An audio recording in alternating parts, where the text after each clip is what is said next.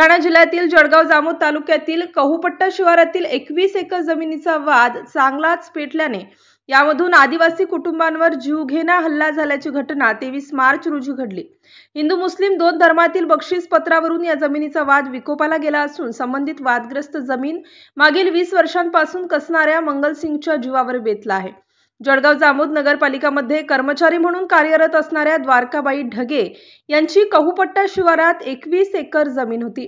त्यांना मुलंबाळ नव्हती, परंतु त्यांना एक भाऊ आणि त्याचा मुलगा म्हणजेच भाचा म्हणून वारस आहेत। अशा परिस्थितीत ही जमीन त्यांनी जळगाव जामोद शहरातील मुस्लिम समाजाच्या गॅरेज मालकाला जिवंतपणी रजिस्टर व्यवहाराद्वारे मृत्यूपत्र तयार करून दिली आहे। दरम्यान ही जमीन मयत द्वारकाबाई ढगे यांनी सातपुडा पर्वतातील आदिवासी बांधवांकडे कित्येक वर्षांपासून ठोका पद्धतीने मशागतीकरिता दिलेली होती। कसेल त्याची जमीन या उक्तीप्रमाणे आज आदिवासी बांधव सुद्धा या जमिनीवर आपला हक्क सांगत आहेत। मृत्यूपत्र मालक, वारसा हक्क आणि मशागत करणारे आदिवासी बांधव यांच्यात मागील 1 महिन्यापासून सातत्याने वाद होत असून याबाबत आदिवासी कुटुंबाने जळगाव पोलीस स्टेशनला अनेकदा तक्रारी सुद्धा दाखल केलेल्या आहेत, परंतु त्यांच्या तक्रारीचे स्थानिक ठाणेदार यांनी दखल न घेता फक्त चौकशीवर ठेवल्यामुळेच आजचे हे गंभीर घटना घडली असा आरोप निमखेडी परिसरातील आदिवासी बांधव करीत आहेत। मी बोलतो रामसिंग भवानसिंग मुजलदार, राहणार निमखेडी, तालुका जळगाव, जिल्हा बुलढाणा। तरी आमचं शेत आहे कोपाटामध्ये 22 एकर।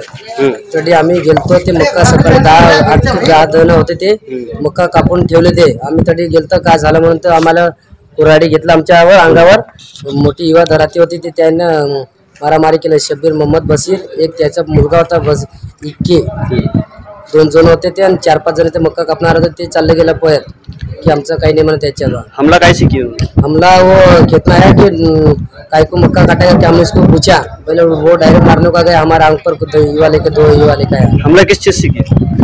मेरी माँ थी और मेरा भाई था और मेरी भाभी थी और मैं था। मेरा भाई को सिर को लग गया, कुराड़ की झाड़ मारा उसने और वो युवा मारा यहाँ पर हाथ को और बुड्ढी मेरी माँ को मारा यहाँ पर। दरम्यान आज 23 मार्च रोजी झालेल्या वादाचे पर्यवसन हाणामारीत झाल्याने त्यामध्ये मंगलसिंग हा आदिवासी शेतकरी गंभीर झाला आहे।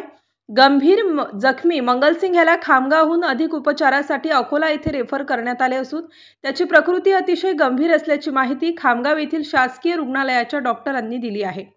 MCN न्यूज मराठी करिता संपादक राजीव वाढेसह मोहम्मद जुनेद, अकोला। हे जे भांडण झालं हे जमिनीवरून झालं। माझ्या हाताची जमीन आहे, मी यांना आदिवासी लोकांना पेरण्याकरता देत होतो। यांचं सध्या पीक आहे, तिथं गहू होता, गहू आम्ही दोघांनी काढला। आता मक्का होता, मक्का सोंगण्यासाठी हे गेले असताना आमच्या अगोदर ते घेऊन मक्का सोंगण्याचा प्रकार चालू होता। तो प्रकारात आम्ही निषेध केला की बा आमच्या पिकाला तुम्ही हात कसे लावून राहिले।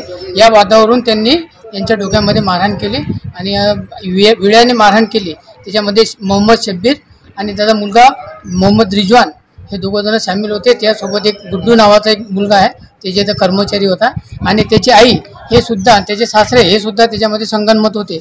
या दोघांनी यांच्या डोक्यावर मारहाण करून याच्या आईच्या छातीवर सुद्धा विळ्यानं वार केला आणि जखमी झाले। मी लगेच तिथं घटनास्थळी गेलो असता यांना सर्वप्रथम मी आरोग्य अधिकारी यांच्याकडे संपर्क केला आणि जळगाव जामोदला दवाखान्यामध्ये यांना ॲडमिट केलं। तिथे आम्ही जो मारा तो किस चीज से मारा? वो दराती से मारा, दराती बड़ी दराती थी, विळा आहे ना, विळ्यानं मारलं यांना। मोठा कंप्लेंट आम्ही स्टार्टले आम्ही पोलीस स्टेशनला गेलो, पोलीस स्टेशनने आमची कंप्लेंट घेतली नाही। आम्ही तिथून मग सरकारी हॉस्पिटलला गेलो, तिथं मग डॉक्टरांनी जेव्हा पोलीसवाल्यांना बोलावलं तेव्हा ते काळजीवाने कोणत्याच प्रकारचे आमचे याचे काही कंप्लेंट घेतले नाही। मी सर्वात प्रथम पेशंटला मग इकडे घेऊन आलो।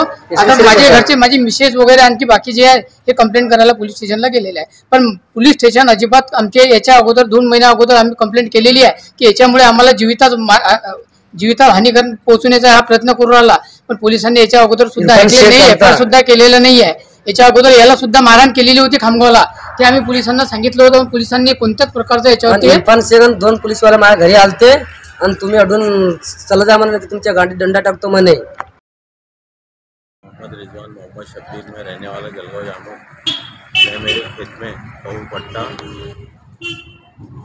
कहूपट्टा खेत में मैं मेरे मक्का निकालने के लिए गया सुबह।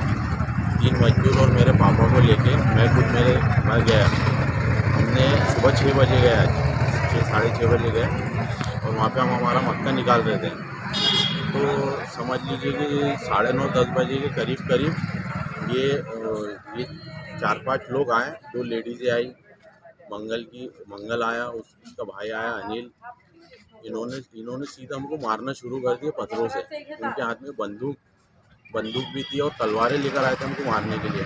हम जैसा हमारी जान छुड़ा के भागे वहाँ से। मेरे पापा को तो गोली मार दे रहे थे। इससे पहले भी वो जो अनिल है वो इसके अंदर बंदूक का धंधा है उसका। उसके पास बहुत सारे बंदूक के लेने वाले हैं। उसने धमकी भी दी और बंदूक भी लेकर आया था आज। हम हमारी जान छुड़ा के भागे। प्रकरण क्या है? हमको पत्थरों से मारे। कोई प्रकरण नहीं है, बस आए हो।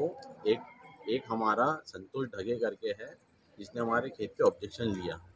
संतोष ढगे इनको सबको बहकाता है और ऐसे ही बेचते रहता है।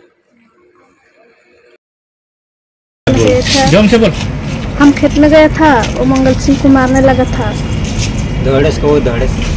हम खेत में गया था, वो मंगल सिंह को मारने लगा था। वो पहले कौन मार रहा था? वो सबीर का लड़का। फिर प्रेम से बात कर रहे थे, फिर उसने डायरेक्ट मार दिया। किसने मारा? हाथी से। किसने मारा? राम सिंह को या ये मंगल सिंह को मार दिया। किसने? उसका नाम क्या है? सबीर का लड़का, जाड़ा सा था। आप वहाँ पे थे क्या?